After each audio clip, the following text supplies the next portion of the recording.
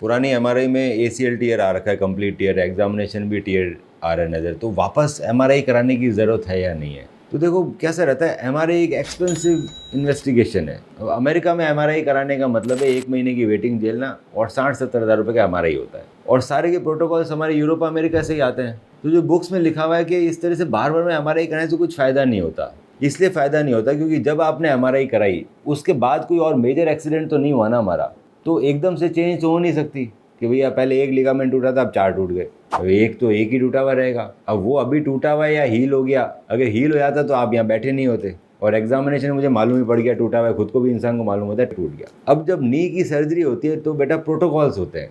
ये प्रोटोकॉल्स हमें ट्रेनिंग में सिखाए जाते हैं जो इम्प्रिंट हो जाते हैं, वो फिर चेंज ही नहीं होते। वो प्रोटोकॉल क्या है कि भैया सबसे पहले आपको कमर में सुई दिया, आपके पैर सुन हो गए, सुन होने के बाद ड्रिपिंग हो गई, फिर ऑपरेशन करने से पहले नी को वापस एग्जामिन किया जाता है। क्यों? क्योंकि आपकी मांसपेशियां रिलैक्स हो चुकी है। तो मुझे ढंग से मालूम पड़ जाता है कि भैया एसीएल के अलावा भी बाकी और लिगामेंट ढीले हुए नहीं हुए, कुछ और सिम्टम आ रहे नहीं आ रहे। उसके बाद दूरबीन डाली जाती है। अब दूरबीन डालने के बाद सबसे पहले डायग्नोस्टिक राउंड होता है पूरे नी का। नी के कार्टिलेज कैसे हैं, दोनों मेनिस्कस कैसे हैं, एसीएल कैसा है, पीसीएल कैसा है, सब चीज़ें देखी जाती हैं। सो कोई भी चीज़ मिस होने के चांसेस खत्म हो जाते हैं। तो उसे वापस एमआरआई मत करो, और सिर्फ पैसे खराब करने वाली बात है। मैं वैसे भी सब चेक करूंगा बेटा, जो आपको एमआरआई में दिखेगा ना उससे ज़्यादा बेटर मुझे नी के अंदर दिखेगा जब मैं दूरबीन डालूंगा। स्टेप 1, आप अपनी एमआरआई रिपोर्ट मुझे व्हाट्सएप करें।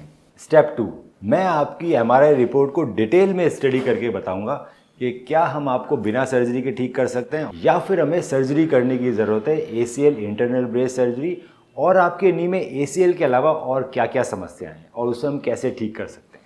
स्टेप 3, जब आप मुझसे मिलने आएंगे तो मैं आपके नी का डिटेल्ड फिजिकल एग्जामिनेशन करूंगा, आपकी फिल्म्स को डिटेल में देखा जाएगा और उसको देखते हुए आपसे ट्रीटमेंट ऑप्शंस डिस्कस किए जाएंगे। आपके जितने भी सवाल हैं उन सभी का मैं जवाब दूंगा।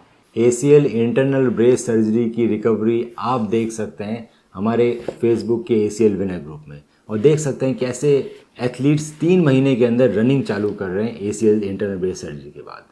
आज ही अपनी एमआरआई रिपोर्ट हमें व्हाट्सएप करें।